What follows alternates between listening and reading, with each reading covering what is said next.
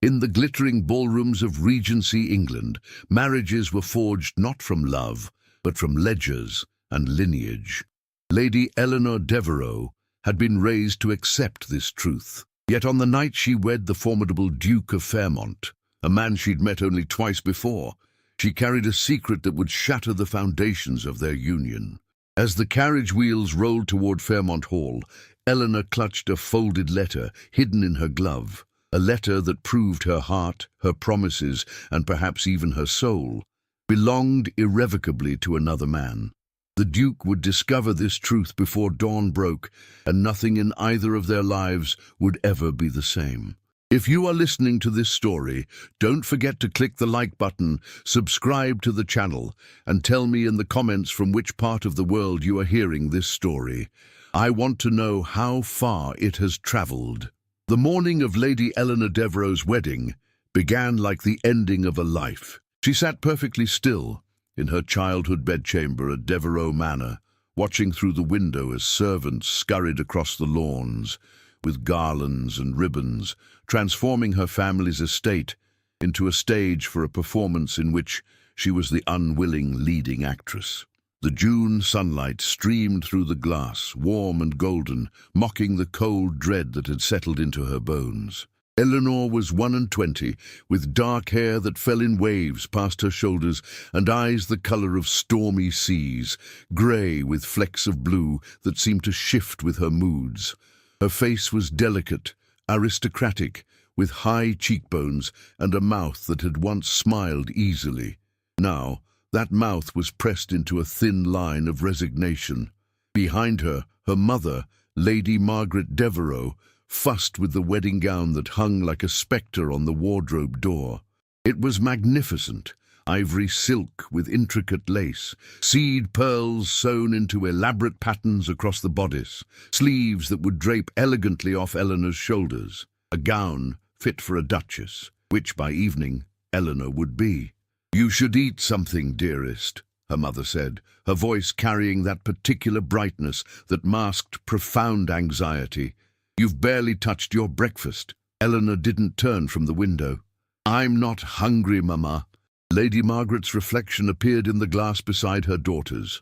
She was a handsome woman in her middle years, her own dark hair now streaked with silver, her face lined with the worries of maintaining a respectable position in society with dwindling resources. "Eleanor, I know this is not what you dreamed of as a girl, but it's not what I dreamed of yesterday either," Eleanor interrupted quietly. "Or last week, or last month when Father announced he'd accepted the Duke's offer." Her mother's hand settled on her shoulder, and Eleanor felt the weight of generations of women who had sat in similar rooms, preparing for similar fates. "The Duke of Fairmont is one of the most powerful men in England. His estates span thousands of acres. His connections at court are unmatched. You will want for nothing, except love," Eleanor thought, "except choice, except the man I actually gave my heart to." She closed her eyes briefly, summoning the image that had sustained her through the dark weeks since her engagement had been announced. Thomas Whitfield, with his warm brown eyes and easy laughter, the second son of a modest baronet. They had met 2 summers ago at a house party in the Lake District. While other young ladies had pursued the more eligible gentleman, Eleanor had found herself drawn to Thomas's intelligence, his genuine kindness, his passion for poetry and reform. They had walked together by the lake, talked for hours about books and ideas, and somewhere in those golden afternoons, Eleanor had fallen utterly, irrevocably in love. But second sons with small prospects did not marry the daughters of earls whose fortunes had been decimated by poor investments and gambling debts. When Thomas had finally worked up the courage to speak to her father, Lord Devereux had dismissed him with barely concealed contempt. 2 weeks later, the Duke of Fairmont had made his offer, and Eleanor's fate had been sealed. She had not seen Thomas since. She had written to him, one desperate letter, smuggled out through her lady's maid, explaining everything, begging him not to forget her, promising that her heart would always be his, no matter whose name she bore. He had written back, A letter now hidden in the false bottom of her jewelry box, its words seared into her memory. My dearest Eleanor, you are the finest person I have ever known, and I will love you until my last breath. Whatever comes, know that you are not alone in this world. I will find a way for us. Have courage. Yours eternally, T. Those words had become her lifeline. I will find a way for us. But how and when? She was to be married in a matter of hours. Come, darling, her mother said gently, drawing her away from the window. We must begin preparing you. The next hours passed in a blur of activity. Eleanor was bathed, perfumed, coiffed. Her hair was arranged in an elaborate style, with flowers woven through the curls. The wedding gown was laced onto her body, transforming her into something that looked like a bride but felt like a costume. Her mother's diamond necklace, one of the few pieces of jewelry not yet sold, was clasped around her throat. Someone pinned a veil to her hair. Eleanor barely registered any of it.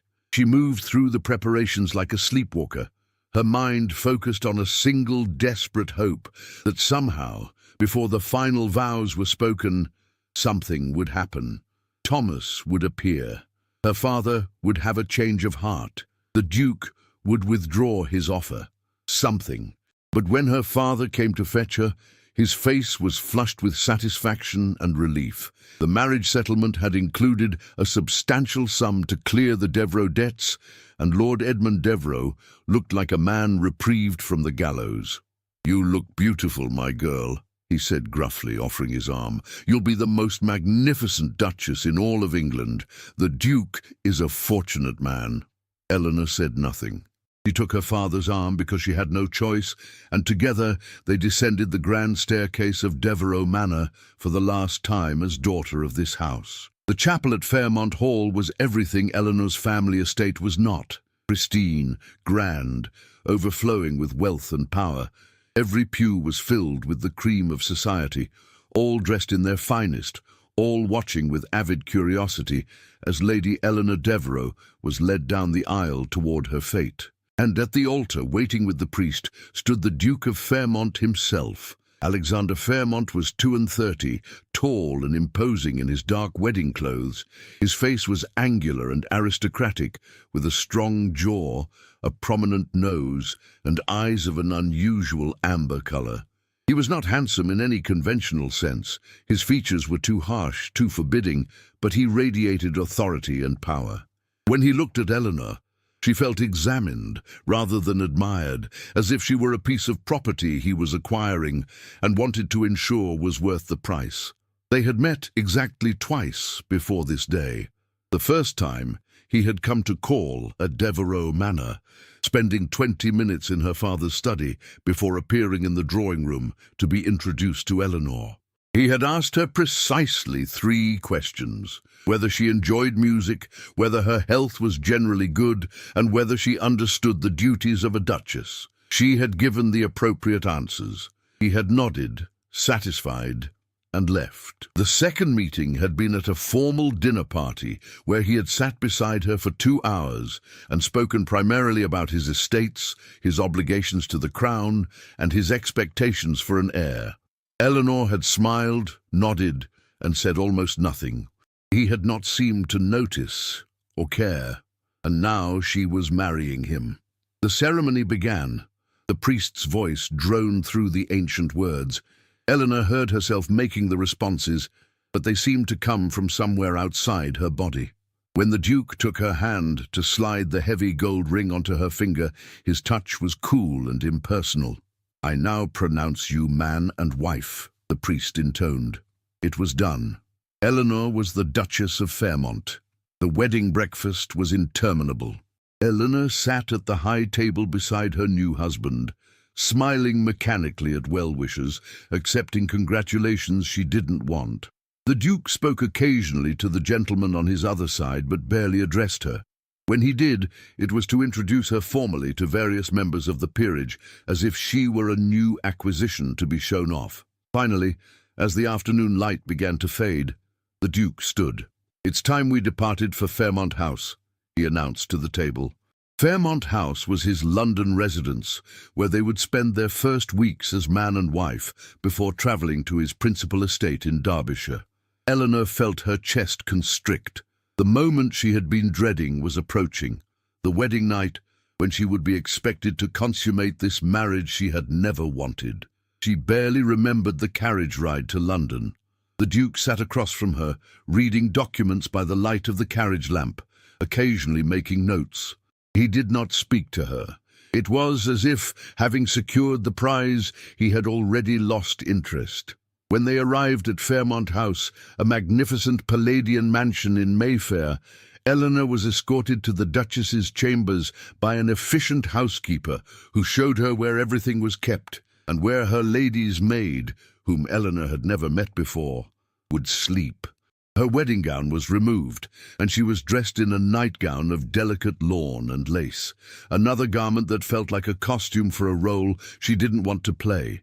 Then she was left alone to wait for her husband. Eleanor stood in the center of the opulent bedchamber, her heart pounding. The room was decorated in cream and gold, with heavy brocade curtains, a massive four-poster bed, and a fire burning in the marble fireplace despite the June warmth. On the dressing table, her few personal belongings had already been unpacked and arranged, including, she realized with a start of panic, her jewelry box. The box where she had hidden Thomas's letter. Had the maid found it? Had she given it to the Duke? Eleanor's hands shook as she crossed to the dressing table and opened the jewelry box with trembling fingers. She lifted the tray, and there, in the false bottom, was the letter, still folded and sealed with wax. Relief flooded through her. But as she lifted it out, intending to find a better hiding place, the door to the bedchamber opened. The Duke stood in the doorway, dressed in a silk banyan, his expression unreadable. His amber eyes went immediately to Eleanor's hands, to the letter she was holding. "What is that?" he asked, his voice cold and precise, and Eleanor realized with a sinking horror that her wedding night was about to become something far worse than she had imagined. Eleanor's first instinct was to hide the letter, to thrust it behind her back like a guilty child caught with stolen sweets. But the Duke's eyes had already locked onto it, and she knew with terrible certainty that attempting to conceal it now would only make matters worse. Her fingers trembled so violently that the paper shook visibly in her grasp. "I asked you a question, madam," the Duke said, stepping fully into the room and closing the door behind him with an ominous click. "What is that letter?" Eleanor's mouth had gone dry. Her mind raced through possible responses, possible lies, but she had never been skilled at deception. The truth, she realized with a clarity born of desperation, would come out eventually. Perhaps honesty now might soften the inevitable blow. "It is a letter from someone I knew before our marriage," she said quietly, forcing herself to meet his gaze. The Duke crossed the room with deliberate strides, his expression hardening with each step. When he stood before her, he extended his hand, palm up. "Give it to me. Your Grace, please, it is nothing that concerns... Give it to me." Each word was precisely enunciated, sharp as cut glass. With shaking hands, Eleanor placed the letter in his palm. She watched, her heart hammering against her ribs, as he broke the seal she had preserved for weeks and unfolded the paper. His eyes scanned the words. Thomas's words, written in his careful hand, full of love and desperate hope. The silence that filled the room, as the Duke read, was more terrible than any shout could have been. Eleanor could see his jaw tightening, the muscle in his temple beginning to pulse. When he finally looked up from the letter, his face had transformed into something cold and utterly merciless. "Until my last breath," he quoted, his voice dripping with contempt. "I will find a way for us." He crumpled the letter in his fist. How very touching. "How long has this affair been going on?" "It wasn't an affair," Eleanor protested, her voice breaking. There was nothing improper. We knew each other. We cared for each other." "Cared for each other?" the Duke repeated mockingly. "You cared for this?" He glanced at the letter again. "Thomas Whitfield, second son of a baronet with an estate worth perhaps 3,000 a year. and yet you married me. How pragmatic of you." Eleanor felt anger beginning to cut through her fear. "I had no choice. My father accepted your offer. What was I to do?" "You could have told me the truth." The Duke's voice was dangerously quiet now. "You could have informed me before I made you my Duchess that your heart was already pledged to another man. Instead, you stood in that chapel and made vows while carrying this—" He held up the crumpled letter, "like a talisman against your duty." "Would it have made any difference?" Eleanor demanded, her own voice rising. "Would you have withdrawn your offer if I had told you? Or would you have done exactly what you did anyway? Married me because I was suitable, because my bloodline was acceptable, because I met your requirements for a duchess?" Something flickered in the Duke's eyes. Surprise, perhaps, that his meek new bride had a voice after all. But it was quickly replaced by cold fury. "What I would have done is irrelevant now. What matters is that I have been deceived. I have paid an enormous sum to clear your father's debts. I have elevated you to one of the highest positions in the realm. And in return, I discover on my wedding night that my wife's affections belong to another man." "You never asked for my affections," Eleanor shot back. "You asked if I was healthy enough to bear children and if I understood my duties. Well, I am, and I do. But you never once inquired about my heart." The Duke stared at her for a long moment, and Eleanor could see him struggling with something: rage, betrayal, wounded pride. When he spoke again, his voice was ice. "Your heart, madam, is now the least of my concerns. What concerns me is whether you can be trusted to fulfill your role as my wife. Whether this, Thomas Whitfield, represents a continuing threat to my honor and the legitimacy of any heirs you might produce." Eleanor felt her face flame with humiliation and fury. "How dare you suggest? I have never been anything but virtuous. Thomas never so much as kissed my hand improperly." "So you say." The Duke moved to the fireplace and, with deliberate cruelty, tossed Thomas's letter into the flames. Eleanor cried out, lurching forward as if to save it, but the Duke caught her wrist in an iron grip. "That life is over," he said harshly. "You are my wife now. You will never see or communicate with Thomas Whitfield again. You will conduct yourself with absolute propriety, and you will provide me with an heir. Those are your duties. Do you understand?" Tears were streaming down Eleanor's face now, but she refused to look away from his merciless gaze. "I understand that I am a prisoner. I understand that you care nothing for me beyond my usefulness. I understand that I have been sold like a broodmare, and you are simply ensuring your purchase is sound." The Duke's grip on her wrist tightened for a moment, and Eleanor thought she saw something like pain flash across his features. But then he released her abruptly, stepping back. "Get in the bed," he ordered. Eleanor stood frozen, her wrist throbbing where he had held it. "What? We are married, madam. Whatever your feelings for another man, you have duties to perform. Get in the bed." The cold brutality of it crashed over Eleanor like a wave. He meant to consummate the marriage now, tonight, immediately after destroying the last remnant of her happiness. The humiliation was complete. "No," she heard herself say. The word came out stronger than she felt. The Duke's eyebrows rose. "I beg your pardon. I said no." Eleanor drew herself up, wrapping what remained of her dignity around herself like armor. "You may force me to be your wife. You may control my movements, my correspondence, every aspect of my life. But you will not touch me tonight. Not like this. Not when you are angry and I am—" Her voice broke slightly. "I am asking you as your wife for one night to compose myself." They stood facing each other, the fire crackling between them, the burned remains of Thomas's letter turning to ash. Eleanor could see the Duke wrestling with himself, his pride, his anger, his legal rights, all warring with something else. Decency, perhaps, or simply the recognition that forcing himself on a weeping, resistant wife was beneath even his wounded dignity. "Very well," he said finally, his voice clipped. "You have until tomorrow evening. But make no mistake, Eleanor, this marriage will be consummated. Your obligations will be fulfilled.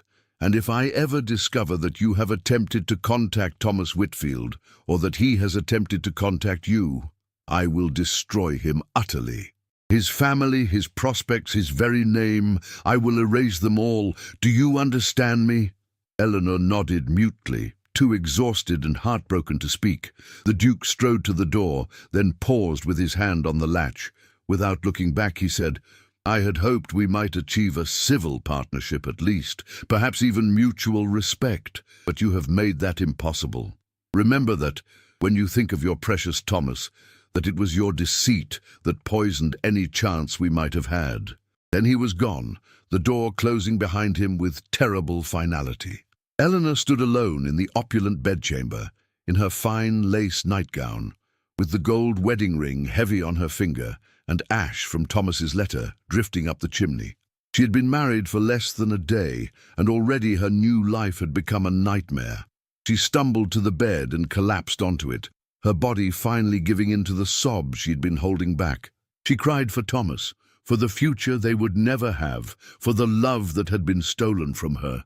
She cried for herself, trapped in a marriage that had curdled into mutual resentment before it had even properly begun. And she cried because she knew, with awful certainty, that this was only the beginning. This was her life now, stretching ahead of her in an endless succession of cold formalities and bitter duty. When the tears finally subsided, Eleanor lay staring at the canopy above the bed, her eyes swollen and her throat raw. The fire had burned low. The house was silent around her. And somewhere in this vast, hostile mansion, her husband was nursing his wounded pride and planning how to keep her imprisoned in this golden cage he had purchased. She thought of Thomas's final words in the letter that was now nothing but ash. Have courage. But courage for what? Courage to endure? Courage to escape?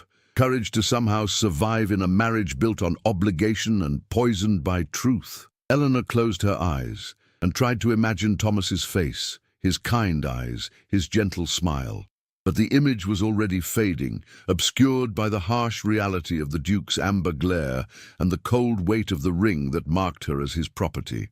Her wedding night ended not with intimacy or even civil conversation, but with Eleanor alone, grief-stricken and utterly trapped, while her husband kept his distance in some other part of the house, both of them prisoners now of a marriage that had been doomed before it ever began. Tomorrow she knew the Duke would return, and she would have to face the full weight of what her life had become. The early morning light filtering through the heavy curtains found Eleanor still awake, her eyes fixed on the ceiling, her mind circling endlessly through the catastrophe of the previous night. She had not moved from the bed, had not even properly gotten under the covers. The opulent bedchamber that should have been her sanctuary felt instead like a beautiful prison cell. A soft knock at the door made her start. "Your Grace?" called a tentative voice. "May I enter?" Eleanor sat up slowly, pushing her disheveled hair from her face. "Yes, come in." The door opened to admit a young woman in a maid's uniform, carrying a tray with tea and toast. She was perhaps 18 or 19, with red hair tucked neatly under her cap and a spattering of freckles across her nose. Her expression was carefully neutral, but Eleanor caught the flicker of sympathy in her eyes. Had the servants already heard about last night? Did the entire household know that the Duke and his new Duchess had spent their wedding night apart and in conflict? "I'm Mary, Your Grace. I've been assigned as your lady's maid." She set the tray on a side table and began efficiently opening curtains, letting pale sunshine flood the room. "His Grace has gone out riding and won't return until this afternoon. He instructed me to inform you that you're free to explore the house and grounds as you wish." Free to explore her cage, Eleanor thought bitterly, but she said only, "Thank you, Mary." The girl hesitated, then said quietly, "Would you like help dressing, Your Grace, or would you prefer to rest a bit longer?" Eleanor looked down at herself, still in the lace nightgown, her hair a tangled mess, her face undoubtedly blotchy from crying. She must look pathetic. "I'll dress," she said with as much dignity as she could muster. "Something simple, please." Mary proved to be gentle and efficient, helping Eleanor into a morning dress of pale blue muslin and arranging her hair into a simple chignon that concealed the worst of the tangles. When Eleanor finally looked at herself in the mirror, she saw a woman who appeared composed and duchess-like, even if inside she felt shattered. "Will you be wanting breakfast in the dining room, Your Grace?" Mary asked. The thought of sitting alone at some enormous table, being served by silent footmen, was unbearable. "No, the tea and toast are sufficient. I think I'll explore," as the Duke suggested. She spent the morning wandering through Fairmont House, a ghost in her own life. The house was magnificent, room after room of priceless art, gilded furniture, marble fireplaces, and architectural splendor. Every object spoke of generations of wealth and power, and every room felt cold and unwelcoming. The library was the only space that gave Eleanor pause. It was a double-height chamber with walls of books reaching toward a frescoed ceiling, comfortable reading chairs arranged near tall windows, and a massive desk covered with papers and ledgers. This, Eleanor realized, was a working library, not just for show, but actually used. She ran her fingers along the spines of the books, finding everything from ancient Greek texts to the latest philosophical treatises. For the first time since the wedding, Eleanor felt something other than despair. Books had always been her refuge, her escape. Perhaps here, at least, she could find some measure of peace. She was sitting in one of the reading chairs, a volume of Lord Byron's poetry open in her lap, though she couldn't focus enough to actually read, when she heard voices in the hallway outside. One was the Duke's. She recognized the cold precision of his tone. The other was a woman's voice, older, carrying the authority of someone accustomed to being obeyed. "Alexander, I came as soon as I heard," the woman was saying. "Married, and without even informing me beforehand. Your own aunt, and I must learn of it through society gossip." "I apologize, Aunt Agatha," the Duke replied, though he didn't sound particularly sorry. The arrangement was concluded quickly. "Too quickly, it seems," Aunt Agatha responded tartly. "The Ton is already buzzing with speculation about why you wed the Devereux girl so hastily. Her family is respectable enough, but their financial troubles are well known. People will think you are desperate for an heir. Let them think what they wish. I require no one's approval.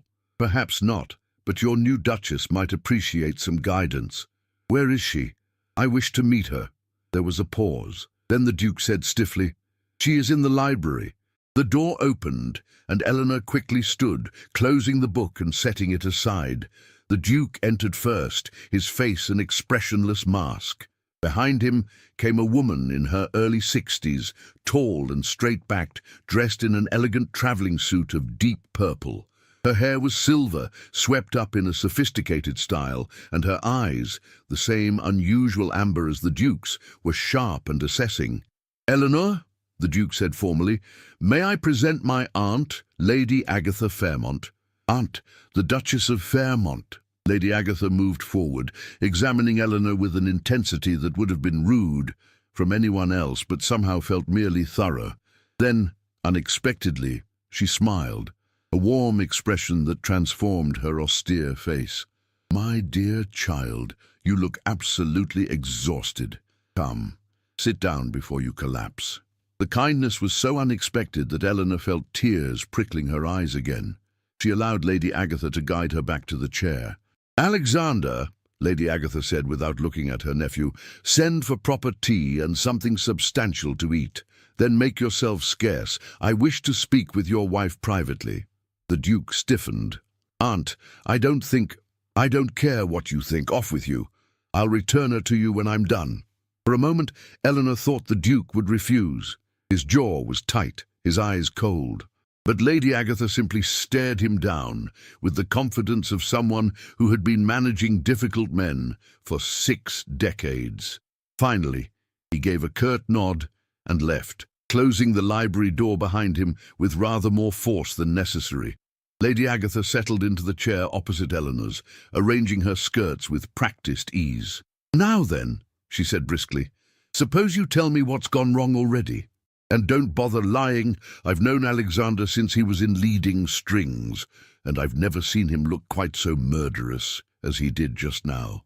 Moreover, you have the air of a woman who spent her wedding night crying rather than engaging in more pleasant activities. So out with it. The direct approach, combined with the genuine concern in Lady Agatha's eyes, broke through Eleanor's reserve.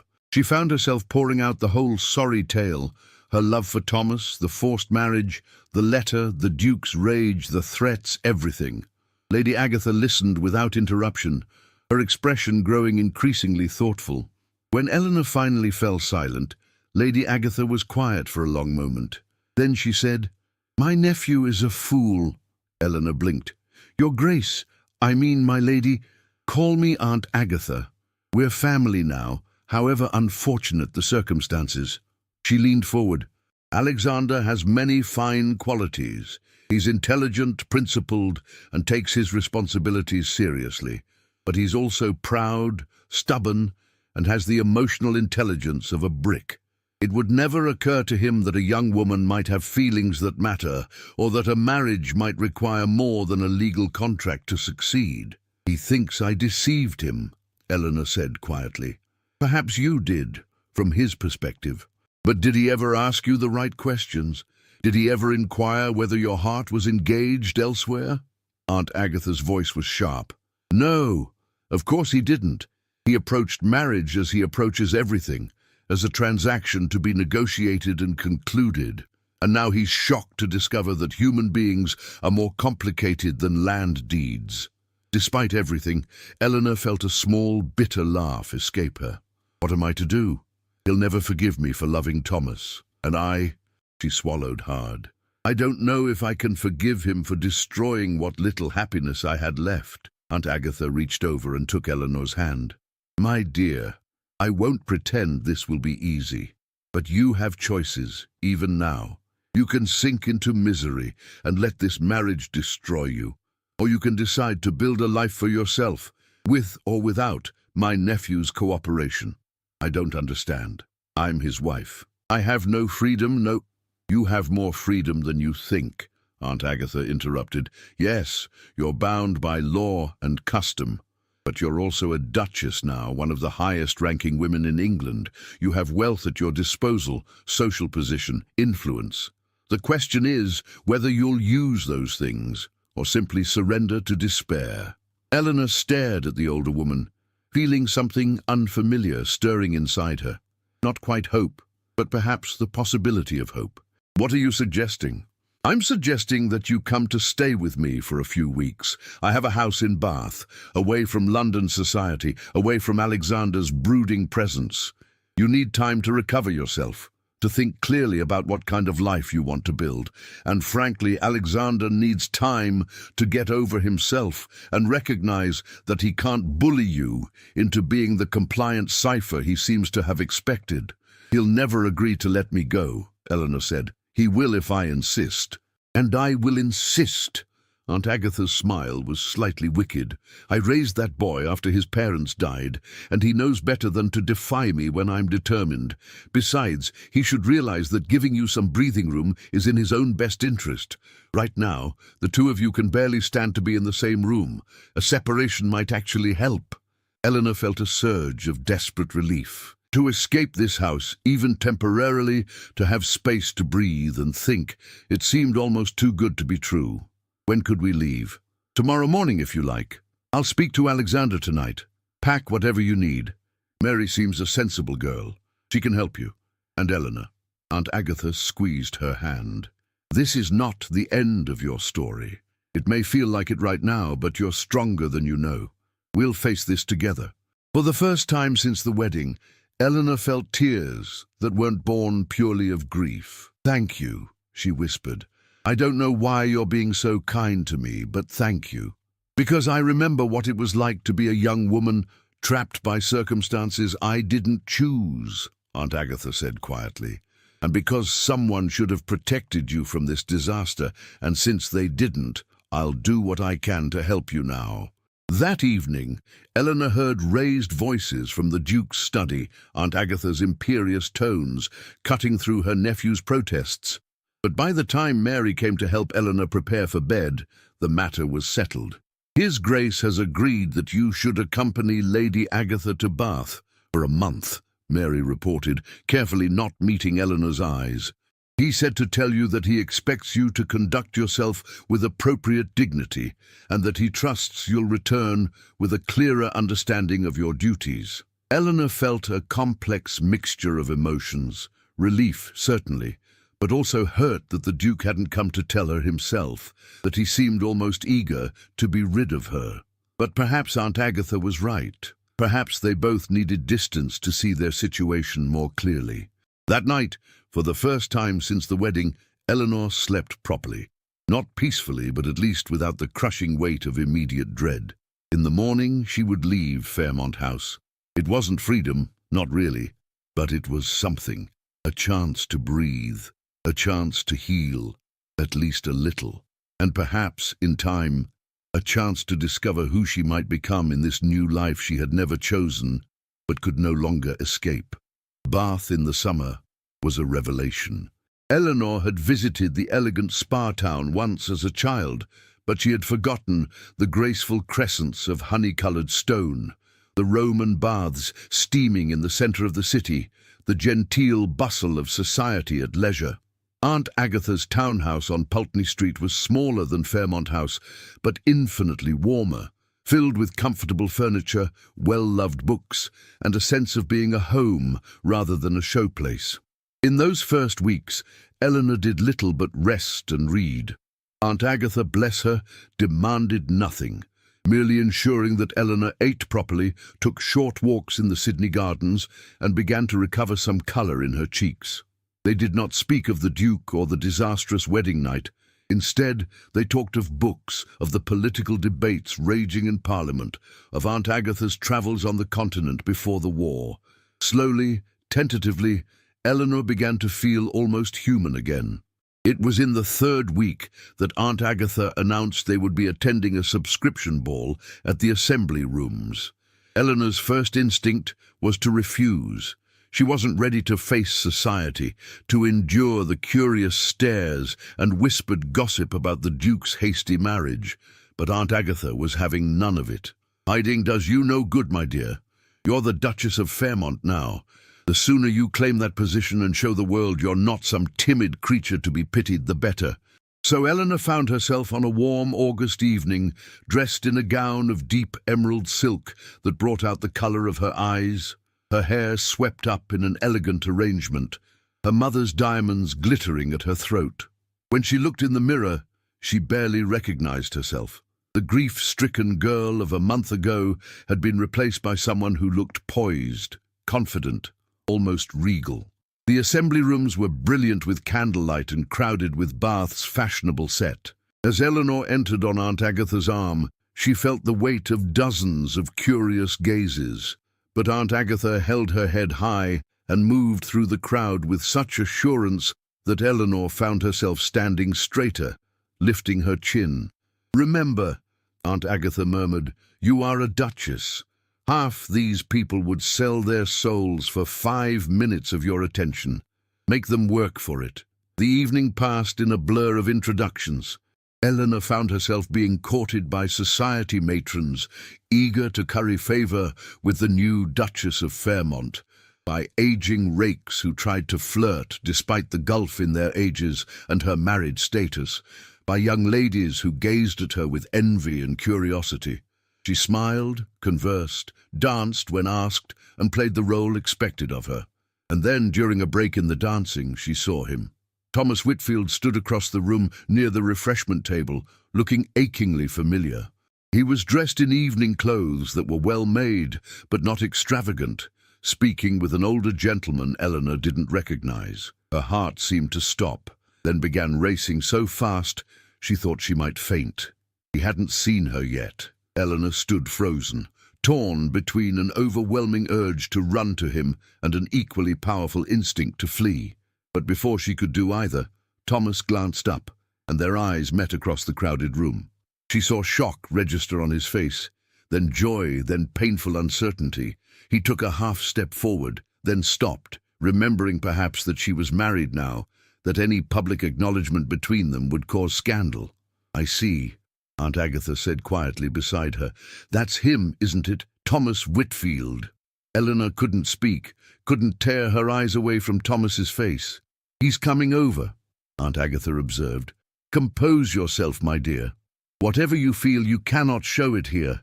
Thomas was indeed approaching, weaving through the crowd with determination. When he reached them, he bowed formally. "Lady Agatha, Your Grace." His use of Eleanor's title was like a knife to her heart. "Forgive the intrusion, but I wanted to pay my respects. I heard of your marriage. May I offer my congratulations?" The words were proper, but his eyes told a different story. Anguish, longing, desperate questions he couldn't ask. "Mr. Whitfield," Eleanor managed, proud that her voice remained steady. "How unexpected to see you in Bath. Are you visiting?"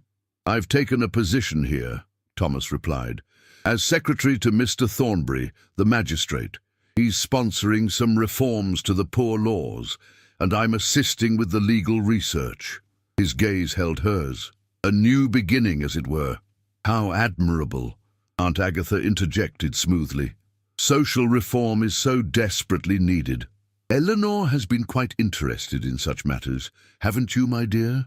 Eleanor understood immediately what Aunt Agatha was doing, giving them a legitimate reason to converse, a shared interest that would explain any future meetings.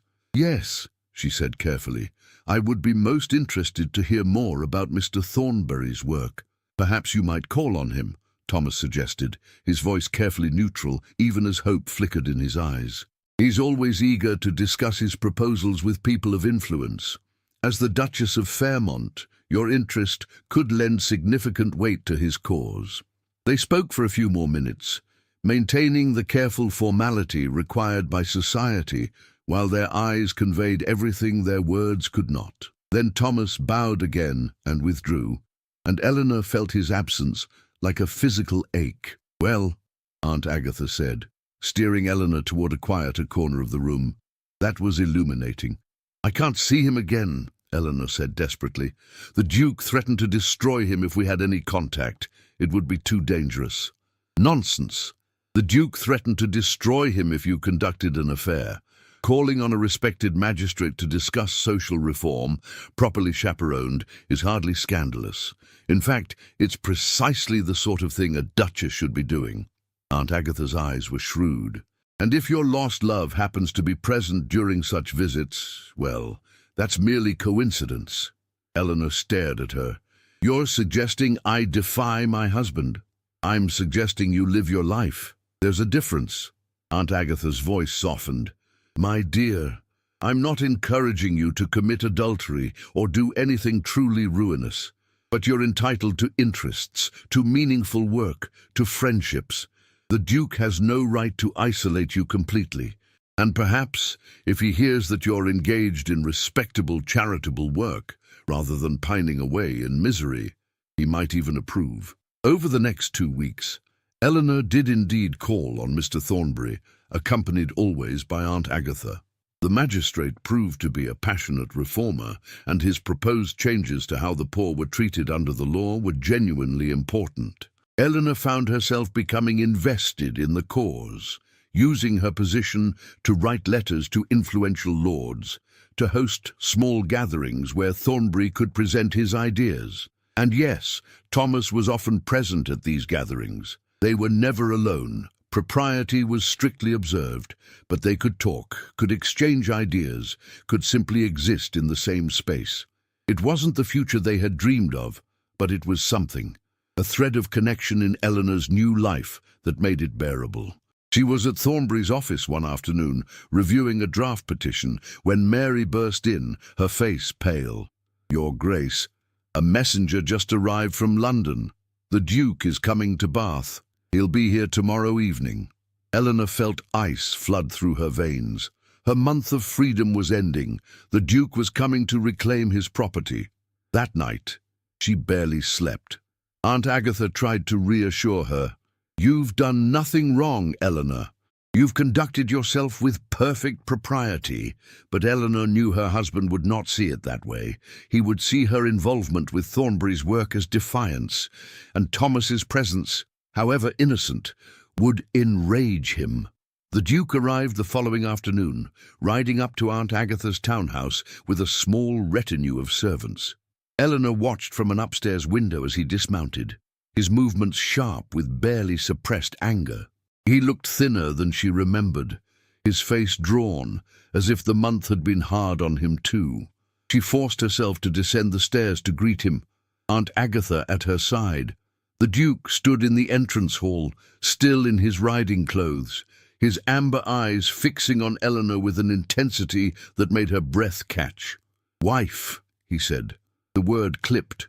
"Husband," Eleanor replied, pleased that her voice didn't shake. "I trust you've enjoyed your sojourn in Bath," the Duke continued, his tone implying anything but trust. "But it's time you returned to London, to your duties, to your proper place." "Eleanor has been conducting herself admirably," Aunt Agatha interjected. "She's become quite involved in important charitable work. You should be proud." "Charitable work?" The Duke's lips twisted. "Yes, I've heard about this charitable work. The reformist magistrate and his idealistic secretary. How very noble." So he knew about Thomas. Eleanor lifted her chin. "Mr. Thornbury's proposed reforms could help thousands of people. As a Duchess, I have both the privilege and the responsibility to use my position for good. As a Duchess, you have the responsibility to avoid scandal and to respect your husband's wishes," the Duke shot back. "Did you truly think I wouldn't discover that Thomas Whitfield is in Bath, that you've been spending time in his company? Properly chaperoned, in pursuit of legitimate charitable work," Aunt Agatha said sharply. "Unless you're suggesting that your wife cannot engage with society at all."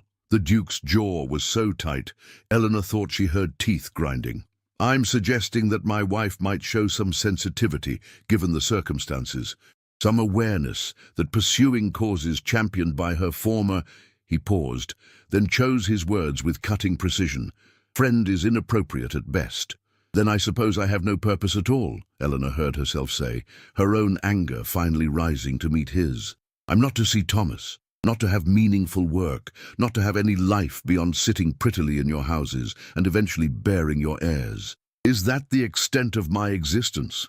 If you had been honest with me from the beginning," the Duke began, "if you had ever once asked what I wanted, what I felt, what I hoped for," Eleanor interrupted, her voice rising, "perhaps we wouldn't be in this position." They stood facing each other in Aunt Agatha's entrance hall, both breathing hard, years of anger and hurt and misunderstanding crackling between them like lightning. Servants had appeared in doorways, drawn by the raised voices, then quickly retreated. Even Aunt Agatha seemed at a loss for words.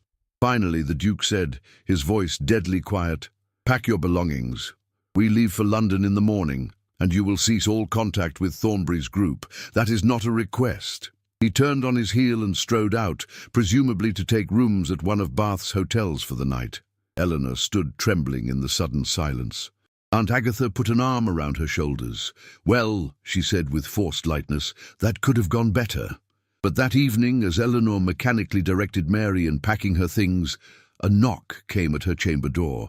She opened it to find not Aunt Agatha or a servant, but the Duke himself. He had changed from his riding clothes into more formal evening wear, and his expression, while still stern, was less openly furious than before. "May I speak with you?" he asked stiffly. Eleanor stepped back, allowing him to enter. He closed the door behind him, improper perhaps, but they were married after all, and stood for a moment as if gathering his thoughts. "I spoke with Thornbury this evening," he said finally. "I wanted to assess the man for myself." Eleanor said nothing, waiting. "His reforms are not without merit," the Duke continued, clearly forcing out the words. "And he assures me that you have been invaluable in garnering support from the peerage. He called you one of the most intelligent and compassionate women he's ever met." Still, Eleanor waited, unsure where this was leading. The Duke met her eyes. "I also spoke with Thomas Whitfield." Eleanor's heart stopped. "I warned him, quite explicitly, of the consequences should he overstep. But he—" The Duke's expression was troubled. "He seems a decent man. He swore to me that nothing improper has occurred between you, and I believe him. He also said—" The Duke paused, then continued with visible difficulty. "He said that he wants you to be happy, even if that happiness cannot include him, that he never meant to cause you such pain." Eleanor felt tears threatening and blinked them back fiercely. "Why are you telling me this? Because I've spent the past month in London, furious with you, dwelling on how you betrayed me. But my aunt's letters made it clear that you've been doing nothing but conducting yourself with honor. And tonight, seeing Thornbury's respect for you, seeing even Whitfield's—" He broke off, then started again. "I've been unjust. Not about everything. You should have told me about him before we married. But I've been unjust in how I've treated you since." It wasn't quite an apology, but from the proud Duke of Fairmont, it was clearly as close as he could come. Eleanor found herself searching his face, seeing vulnerability there for the first time. "What are you proposing?" she asked carefully. "A truce," the Duke said. "We are married. That cannot be changed. But perhaps it need not be the battlefield it has become. You will return to London with me. You will take up your role as my Duchess. But you may continue your work with Thornbury's reforms. I'll even lend my support, since the cause appears worthy. And you may correspond with Whitfield regarding the work, provided I am aware of the correspondence." "You want to read my letters?" Eleanor asked, hurt. "I want transparency. Trust, if such a thing is possible between us." His voice roughened. "Eleanor, I did not choose this situation any more than you did. But we are bound together. Can we not at least try to make it bearable?" Eleanor thought of the month in Bath, of the taste of independence she'd had, of the possibility that she might carve out a life of meaning even within the constraints of her marriage. And she thought of Thomas, his quiet assurance that he wanted her happiness above all else. "Very well," she said quietly. "A truce. But Alexander?" She used his given name for the first time. "If we are to have transparency, then you must tell me, why did you marry me? Really?" He looked startled by the question. After a long moment he said, "Because I need an heir. Because your bloodline is acceptable. Because—" He paused, then added with unexpected honesty, "Because you were beautiful and intelligent, and I thought that might be enough. That mutual respect might grow into something acceptable, if not love." "And now?" Eleanor asked. "Now," the Duke said slowly, "I don't know. But perhaps we might find out. Together." It wasn't a declaration of love.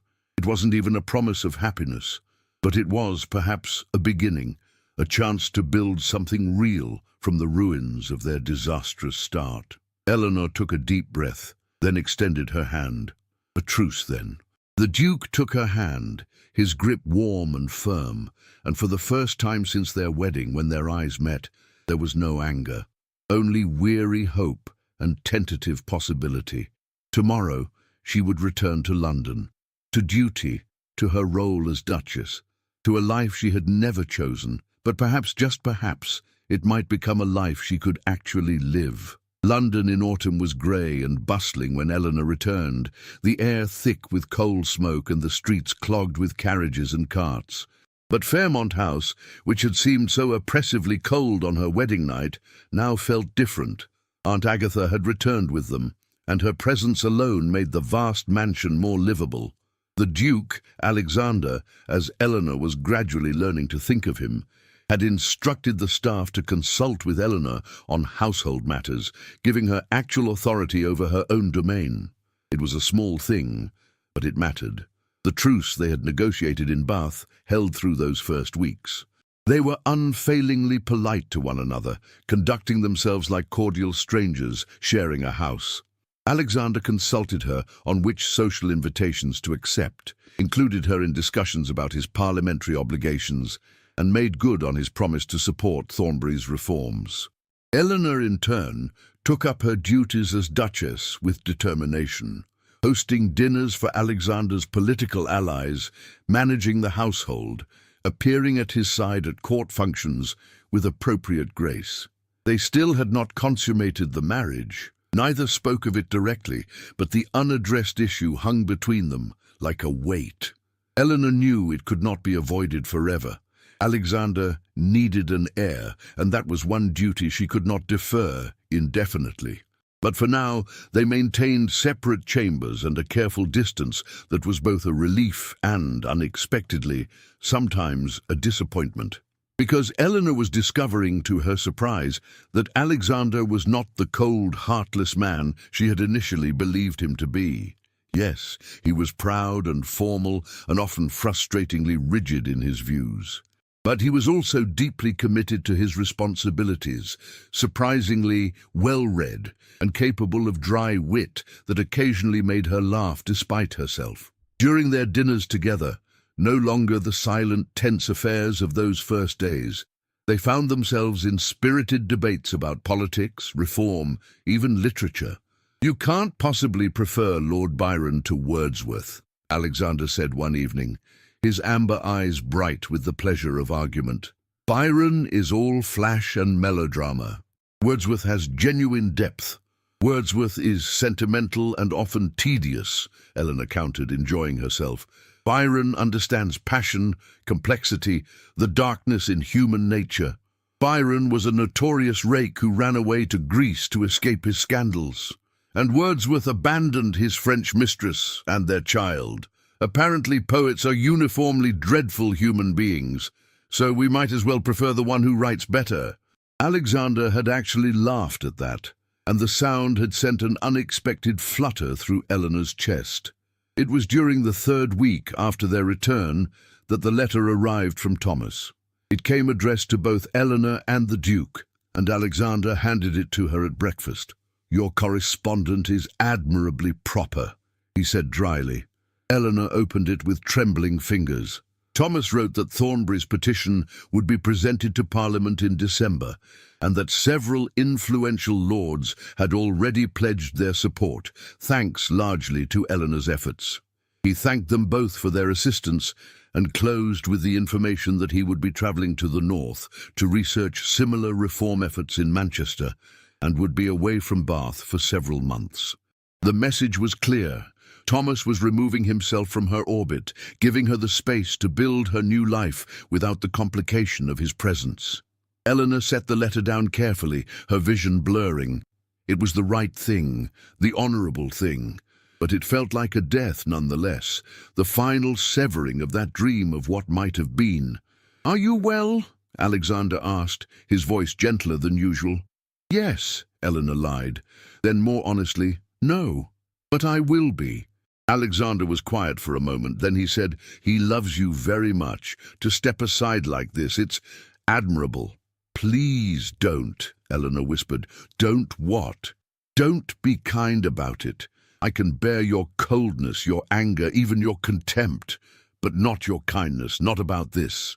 Alexander studied her, and Eleanor saw something shift in his expression, some decision being made.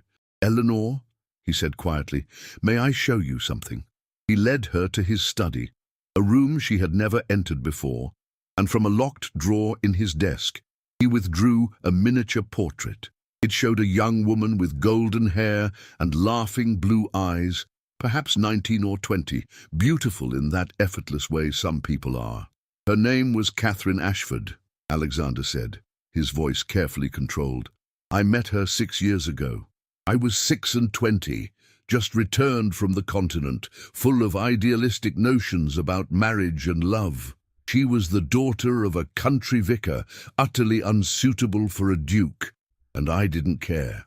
I was going to marry her anyway."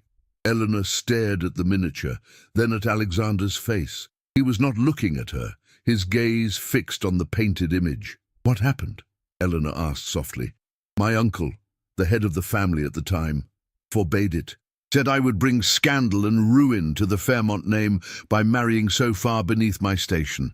I was young and foolish enough to believe that love would be sufficient, that we could overcome anything. But Catherine," his voice caught almost imperceptibly, "Catherine understood reality better than I did. She broke off our attachment, told me she wouldn't be responsible for destroying my family's reputation. She married a solicitor in her village within the year." "I'm so sorry," Eleanor whispered. The point, Alexander continued, finally looking at her, is that I understand what it is to love someone you cannot have, to be trapped by duty and obligation. I was angry with you because seeing that letter, knowing you loved another man, brought all of that back. Not because I loved you, I didn't know you, but because it reminded me of my own loss, my own powerlessness. Eleanor felt something crack open in her chest. Do you still love her? No, Alexander said simply. That died years ago. What I feel now is regret for the man I might have been if things had been different. But we don't get to choose our circumstances, Eleanor, only how we respond to them. He set the miniature down and turned to face her fully. I want this marriage to work, not because I expect love. I'm not fool enough to demand what you cannot give, but because I think we might achieve something better than misery. Mutual respect, partnership, perhaps even friendship in time. Eleanor looked at this man who was her husband, seeing him clearly for perhaps the first time. He was not a villain. He was simply another person trapped in the same cage as she was, trying to make the best of it. I want that too, she said quietly. But Alexander, there is still the matter of the marriage being consummated, of the air you need. A flush darkened his cheeks, the first time she had seen him visibly discomforted. Yes, that. He cleared his throat. I won't force you, but at some point, if we're to make this marriage real, I know. Eleanor's own cheeks were burning. Perhaps we might simply begin. See if we can manage to be comfortable in each other's presence, at least. That night, for the first time since their wedding, Alexander came to Eleanor's chamber.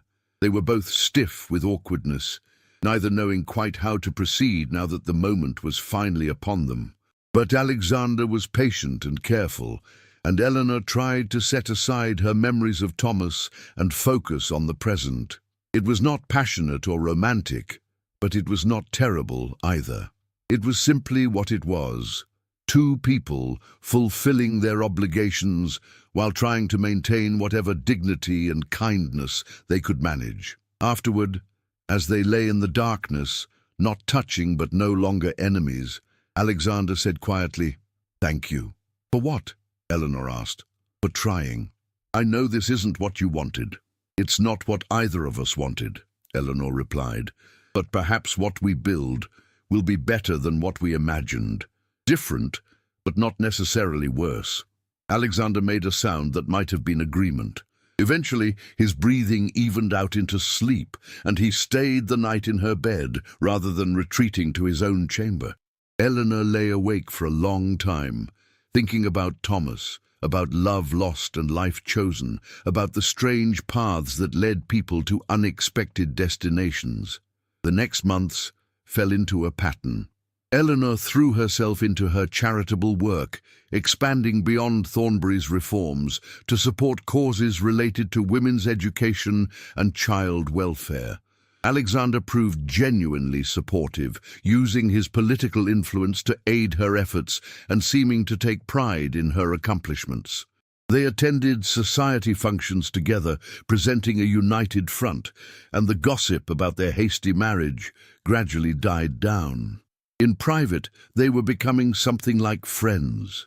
They had dinner together most evenings, debating and discussing the day's events. Alexander introduced Eleanor to key political figures who might support her causes. Eleanor helped Alexander navigate the social complexities of maintaining his position and alliances. And several times a week, with careful formality, Alexander would come to her chamber, and they would perform the act that might eventually produce the heir they both knew was necessary. It was not love, but it was not unhappiness either. It was compromise, partnership, mutual respect, the foundation perhaps of something that might eventually become more. Winter settled over London. The Thames froze solid, and Thornbury's reforms were indeed presented to Parliament in December.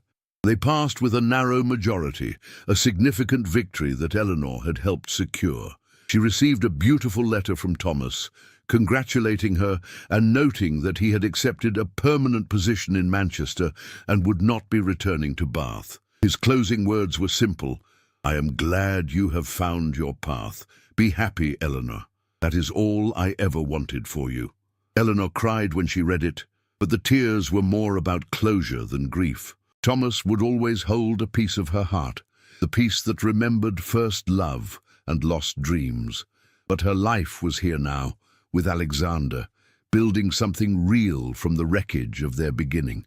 On Christmas Eve, as snow fell gently outside Fairmont House, and the warmth of the season filled even that vast mansion, Eleanor and Alexander sat together in the library, books in their laps, comfortable silence between them. At one point, Alexander looked up and caught her watching him. "What are you thinking?" he asked. Eleanor smiled. "That this is not at all what I expected, but perhaps that's not entirely a bad thing." Alexander's answering smile was tentative but genuine. "No," he agreed quietly. "Perhaps not." And if, when he reached across the space between their chairs and took her hand, Eleanor found herself holding on rather than pulling away, well, that too was unexpected, but not entirely unwelcome. Spring came to London with unusual warmth, the city erupting in blossoms and birdsong that seemed to promise renewal. Eleanor stood at the window of the library in Fairmont House, a hand resting unconsciously on the gentle swell of her abdomen, watching the gardens below come to life. She was 4 months with child, the heir that Alexander had needed, the duty she had finally fulfilled. The pregnancy had been confirmed in February, and the news had spread through society with gratifying speed. The Duke and Duchess of Fairmont, it seemed, had a proper marriage after all, despite the gossip that had surrounded their hasty wedding nearly a year ago. But what society didn't know, couldn't know, was how profoundly both Eleanor and Alexander had been changed by this unexpected year together. "Still admiring your handiwork?" Aunt Agatha's voice came from the doorway, affectionate and amused. Eleanor turned, smiling. Aunt Agatha had taken to spending most of her time at Fairmont House now, declaring that she intended to be fully involved in raising the next generation of Fairmonts, and she might as well get comfortable. Her presence had only strengthened the sense that this vast mansion had finally become something like a home. "I'm admiring the gardens," Eleanor corrected. "Alexander hired a new groundskeeper. The roses are going to be spectacular this year. And how is my stubborn nephew this morning?" Aunt Agatha settled into one of the comfortable chairs with the ease of someone entirely at home. "In meetings with his steward, something about drainage improvements on the Derbyshire estate." Eleanor moved to sit across from her, grateful to rest. Pregnancy, she had discovered, was exhausting in ways she had never anticipated. "We're planning to travel there next month, so I can become familiar with it before the baby comes." "Good. The Derbyshire seat is the true heart of the Fairmont holdings. You should know it properly." Aunt Agatha studied Eleanor with those sharp amber eyes. "You look happy, my dear. Truly happy, not just content." Eleanor considered the observation. "I am," she said, surprised by the truth of it. "Not in the way I once imagined happiness would feel. But yes, I'm happy." It was true. The past months had brought changes neither Eleanor nor Alexander could have foreseen. The tentative friendship forged in those difficult early months had deepened into genuine partnership and something that was beginning to feel remarkably like affection. They still debated and sometimes argued. Both were too strong-willed for perfect harmony, but the arguments now felt more like engagement than conflict. Alexander had revealed himself to be surprisingly thoughtful in small ways. He remembered which books Eleanor wanted to read and procured them without her asking. He noticed when she was tired and insisted she rest. When the pregnancy had made her ill in the early months, he had sat with her, reading aloud to distract her from the nausea, his voice patient and steady. And Eleanor, in turn, had discovered layers to her husband she had never suspected.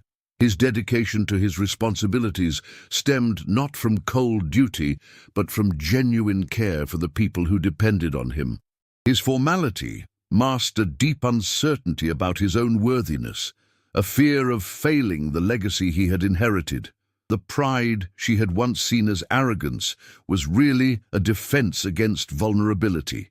They had not fallen in love, Not in the passionate, overwhelming way of poets and novels, but they had grown to genuinely care for each other, to value each other's minds and characters, to find pleasure in each other's company.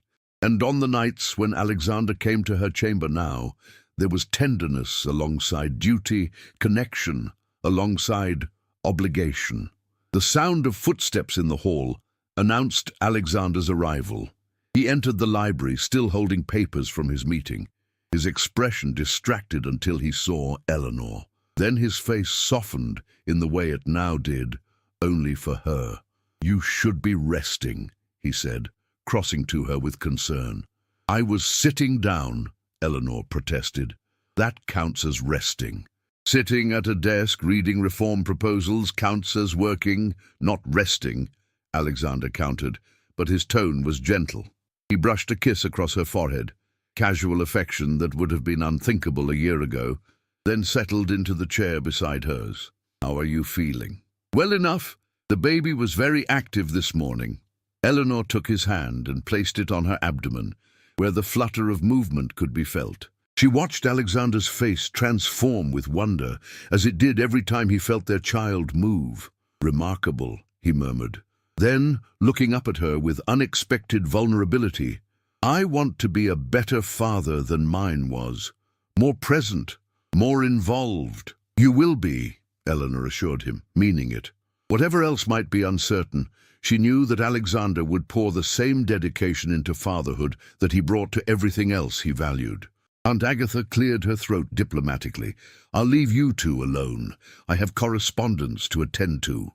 She rose and swept out, but not before giving Eleanor a knowing smile. Once they were alone, Alexander said, "I received a letter this morning from Thomas Whitfield." Eleanor stiffened slightly, the old pain flickering but no longer consuming. "Oh, he wrote to congratulate us on the coming child. He also sent a small gift, a volume of poetry selected with care. He said he hoped our child would grow up in a house full of books and love." Alexander paused. "It was generous of him." "He is a generous man," Eleanor said quietly. "I hope he's happy in Manchester." "His letter suggested he's courting someone," Alexander continued carefully. "The daughter of a reformist minister. He seems optimistic about his prospects." Eleanor felt the news settle into her heart, a bittersweet ache, but not the sharp agony she might once have felt. "I'm glad," she said, and meant it. "He deserves happiness." "So do you," Alexander said, taking her hand. "Eleanor, I know I'm not the husband you wanted. I know I can never be Thomas Whitfield. But I hope, I believe, that we've built something worthwhile together, something real." Eleanor squeezed his fingers, looking into those unusual amber eyes that had once seemed so cold, but now held warmth when they rested on her. "You're right. You're not Thomas. But Alexander, you're a good man, a kind husband, a devoted partner, and I think—" She paused, then spoke the truth that had been growing in her heart for months. "I think I've come to love you, not in spite of who you are, but because of it. Not the love I once imagined, but something deeper, something chosen." She saw shock register on his face, then something like joy. "Eleanor, He seemed to struggle for words. "I don't have Thomas's poetry. I don't know how to speak of feelings eloquently. But you have become the most important person in my life. I wake thinking of you. I want to share everything with you, not because you're my wife, but because you're you. If that is love, then yes, I love you too." They sat together in the spring sunshine, hands clasped, and Eleanor felt the last remnant of grief for her lost dreams finally release its hold. She would always remember Thomas with affection, would always wonder about the life that might have been, but she no longer mourned it. The life she had built was different from what she had imagined, but it was hers, chosen in the end, even if it hadn't begun that way. In June they travelled to Derbyshire, to the great estate of Fairmont Hall, where Alexander had been born. It was magnificent, a sprawling Elizabethan manor surrounded by thousands of acres of parkland, tenant farms and ancient forests. The staff welcomed Eleanor with genuine warmth, clearly devoted to the Duke and ready to extend that devotion to his Duchess. Eleanor spent her final months of pregnancy learning the rhythms of the estate, meeting the tenant families, understanding the complex web of relationships and responsibilities that made the world of Fairmont Hall function. She established a small school for the tenant children, started a lending library, and began working with the housekeeper to improve conditions for the female servants. Alexander supported all of it, occasionally gently restraining her enthusiasm when she tried to do too much in her advanced state of pregnancy. On a warm August evening, very near her time, Eleanor and Alexander walked slowly through the rose garden, his arms supporting her as they moved between the blooms that perfumed the air. "Do you remember our wedding night?" Eleanor asked suddenly. Alexander winced. "I try not to. I behaved abominably. You were hurt. We both were." Eleanor paused by a particularly beautiful pale pink rose.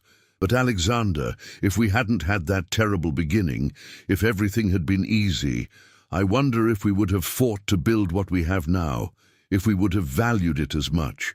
Are you suggesting that disaster was necessary?" Alexander asked, his tone wry. "I'm suggesting that nothing worthwhile is easy, and that sometimes the most beautiful things grow from the most difficult soil." She gestured to the roses around them. "These are beautiful, because the gardener tends them with care, prunes them when necessary, protects them from frost. They bloom despite the difficulties, not because everything was perfect." Alexander drew her closer, his hand protective on her back. "When did you become so wise?" "When I stopped fighting what was and started building what could be."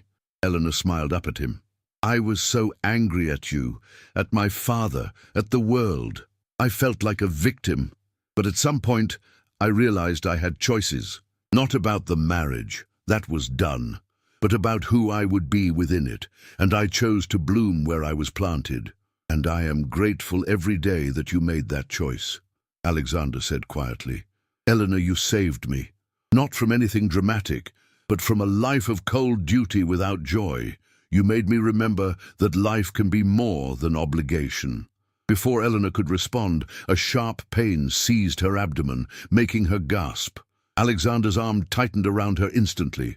"The baby," Eleanor breathed through the contraction, then nodded. "I think our child has decided it's time to make an appearance." The next hours were a blur of activity. Eleanor installed in the Duchess's chambers, the midwife summoned, Aunt Agatha taking charge with her usual efficiency. Alexander, despite tradition suggesting he should absent himself, refused to leave, sitting by Eleanor's side, holding her hand through the pains, his face pale but determined. "You don't have to stay," Eleanor panted during a particularly difficult contraction. "Yes, I do," Alexander said firmly. "We're in this together, all of it." As dawn broke over Fairmont Hall, Eleanor was finally delivered of a son, a healthy, squalling infant with a shock of dark hair, and when he opened them, eyes that were already showing hints of amber. The midwife placed him in Eleanor's arms, and she looked down at this tiny person who was part her, part Alexander, wholly himself. "He's perfect," she whispered, tears streaming down her face. Alexander, sitting on the edge of the bed, reached out a tentative finger to touch his son's tiny hand. The baby's fingers closed around it reflexively, and Eleanor watched her husband's face transform with wonder and fierce love. "What shall we name him?" Alexander asked, his voice rough with emotion. Eleanor thought for a moment, then said, "Edward Thomas Fairmont." Edward for Alexander's father, to honor the family line. Thomas as a middle name, a quiet acknowledgement of the man who had loved her first, who had wished her happiness, who had been part of her journey to this moment. She looked up to see if Alexander would object, but his eyes were understanding. "Edward Thomas," he repeated. "It's perfect." In the months that followed, Eleanor discovered that motherhood was both more challenging and more rewarding than she had imagined. Little Edward was demanding, exhausting, and utterly captivating. Alexander was true to his word about being an involved father. He spent hours with his son, learning to soothe him when he cried, reading to him even though the infant couldn't possibly understand, planning for his future education and upbringing with the same careful attention he brought to managing his estates. One evening in late autumn, Eleanor sat in the nursery nursing Edward while Alexander read aloud from Wordsworth. They had compromised on poets, taking turns choosing. The baby was drowsy and milk-drunk, his tiny hand clutching Eleanor's finger. "Are you happy?" Alexander asked suddenly, looking up from the book. Eleanor considered the question seriously. A year and a half ago she would have said happiness was impossible in this marriage. 6 months ago she might have said she was content. But now, "Yes," she said simply. "I'm happy, truly, deeply happy. Not because everything is perfect, it's not. But because this life we've built together is real and meaningful and ours." Alexander set the book aside and came to sit beside her, wrapping his arm around her shoulders as they both looked down at their son. "I never expected to feel this way," he admitted. "When I married you, I thought I was acquiring a duchess. Instead, I found a partner, a friend, a woman I respect and admire and love. You've given me far more than I deserved, Eleanor." "We've given each other a chance," Eleanor said. "A chance to be more than we were, to build something neither of us could have created alone." She thought of the girl she had been on her wedding day, frightened, grieving, feeling that her life was ending. She had been so certain that the marriage to the Duke of Fairmont meant the death of all her hopes and dreams, but she had been wrong. It had been the end of one version of her life, yes, but it had also been the beginning of something she could never have imagined. She had learned that love could be many things, not just the passionate romance of poetry, but also the steady partnership of equals, the deep affection built through shared trials, the tender regard that grew from truly knowing another person. She had learned that happiness was not always where you expected to find it, and that sometimes the paths that seemed most restrictive actually led to the greatest freedom. "Shall I tell you a secret?" Eleanor murmured, watching Edward's eyes flutter closed in sleep. "Always," Alexander replied. "I used to imagine what my life would have been like if I had married Thomas, if my father had allowed it, if circumstances had been different." She felt Alexander tense slightly, but continued. "And I realized recently that I can't imagine it anymore. Not really. Because the woman I've become in this marriage isn't the girl who fell in love with Thomas in a Lake District summer. I've changed, grown, become someone I like better, and I couldn't have done that in any other life." "I'm glad," Alexander said softly, "though I'm sorry you had to suffer to get here." "Perhaps suffering isn't quite the right word," Eleanor mused. "Growing pains, maybe. The difficulty of becoming something new." She looked up at him, smiling. "We're like your aunt said, we bloomed where we were planted. We turned an arranged marriage into a real one. We chose each other in the end, even though the beginning was chosen for us." As autumn turned to winter and then to spring again, the rhythm of their life at Fairmont Hall continued, rich with purpose, filled with the ordinary miracles of raising a child, managing estates, working toward the causes they both believed in. Eleanor's school for tenant children flourished. Alexander's political influence grew, guided by Eleanor's sharp insights into social reform.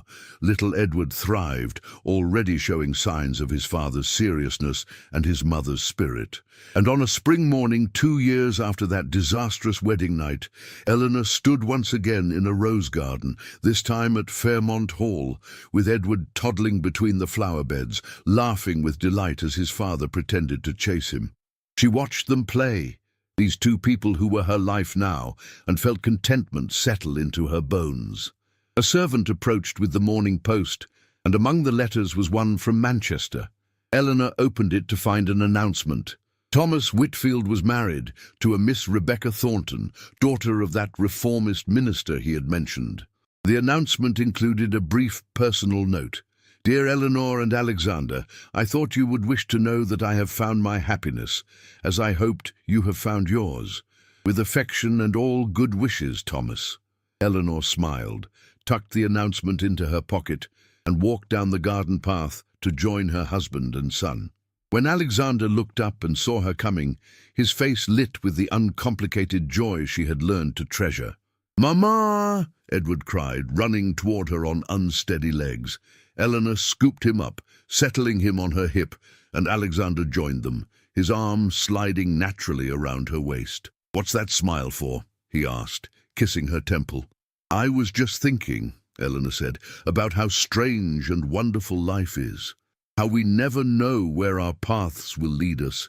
How sometimes the worst moments lead to the best destinations." "Getting philosophical?" Alexander teased gently. "Just grateful," Eleanor replied. She looked around the beautiful gardens, at her son babbling happily in her arms, at her husband's face, once so forbidding, now so dear to her. "Grateful that I learned to bloom where I was planted, that we both did."